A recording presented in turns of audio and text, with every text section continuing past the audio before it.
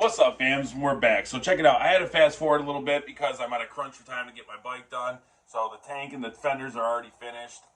Just waiting to get sanded down and re-cleared. Plus, I got to do gold leaf on the tank. So we're gonna be working on the front fairing. Nothing. We're not gonna do anything crazy. But I do want to go over like graphics and how to make some if you don't have, options to get stuff. But one option is stick it stencils. They make a ton of stuff. There's a bunch of companies that are doing stuff like this now, so go check them out. They also have lace, a couple lace patterns, but you can get lace at your local fabric store, I'm sure.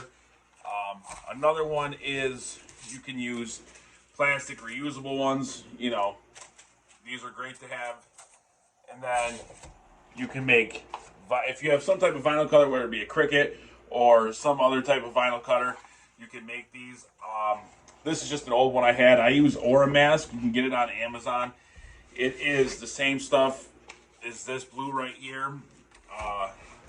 It's more preferred. It's easier to work with. It doesn't leave any adhesion when you take it off like this stuff does, like regular vinyl. And it's all around great to work with. So, but if you don't have any of those options, this is your next best thing. Some type of your fine line, any size fine lines you have, any tape you have, you can make designs with. From basic old school stuff to, gnarly ass lowrider stuff. So we'll get going on that. And then another thing I want to go over too, if you're new to this and you haven't used candies before. So a candy is pretty much a food coloring. Well, same idea anyway. So you get a clear base, mix it 1-to-1 with your reducer, and then you dump in your desired amount to get the color you're looking for of the candy concentrate. They have candy base coats. They have, other type of candy concentrates, but these ones, the KK's House of Color is what I use. Never have any issues. But there are other shops out there that make gnarly candies and all different stuff. So feel free to use whatever you like. This is just what works for me, and it's what I stick with. So yeah, let me get some stuff outlined. I'll show you a couple little small tricks to get your lines right if you can't freestyle lines and you're afraid of your gaps not being even all the way down and through. I know I've seen it. Even when I started out, I thought I was the man, and I would freestyle lines, and they would look atrocious. The gaps would be terrible. Lines would be all squiggly. So I started gapping my tape lines with whatever size gap I wanted from another tape. Yes, you go through tape a little bit faster.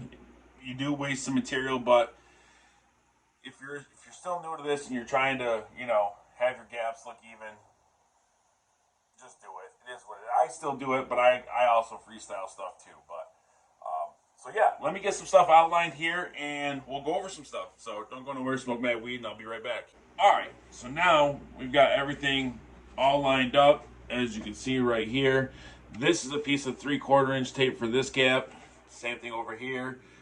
This is 2 pieces of 1/4 inch wrapped around the whole side to gap it out pretty perfectly. And then the blue 1/8 inch is going to be my panels. This green one is just a center line.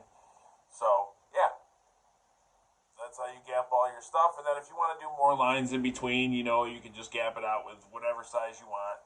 And then, so what you'll do now is you're going to figure out what you're going to do as far as like a drop shadow or anything like that, because you always want to do your darks first. So if you're going to do all black graphics, do your black graphics, go around, do your drop shadow, and then, then figure out if you're going to do a background color. And then if you do, tape off all the edges so they don't get touched with anything. Then focus on in here, and in here. Get your graphics laid and your drop shadows done. Then once you're done with that, if you're gonna whatever color you're going over these with, do those. And then once those are dry, peel off all your gaps right here and do them whatever color you're gonna do next. So I'm going to go head out and lay some graphics down and do some of my black work. Once that's done, I'll show you what it looks like, and we'll go over more of that when I show you. So yeah, let me lay some black down and we'll get back at it.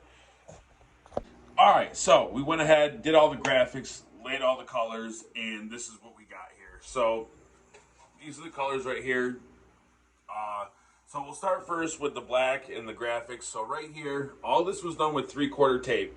So for like rays and like any type of line work like that, you just lay it down and then just run your line with the airbrush. Over here, same thing, just lines stacked on top of each other, sprayed with the airbrush to give a nice hard line, and then faded down. For this, I usually start from the bottom and work your way up. It all depends on which direction you want to go in. So, and then this side, just simple checkered board. You're going to lay tape one way, peel every other one, lay tape the other way, peel every other one, and then cut out where they overlap. So yeah, and then you just go around, do your drop shadow, and yeah, this is what you got. Now this is just basic shit. This isn't anything crazy. I didn't go hard body. Like I said, I'm in a crunch time to get my bike done. So, but what I did for this is I did candy apple or candy gold base. Then I did candy apple red over that.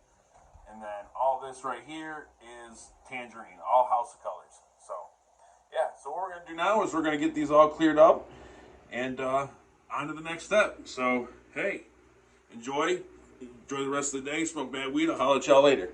All right, so before we end this video, obviously it's a couple days later, I've got all the tins all done up. So, here's the tank right here.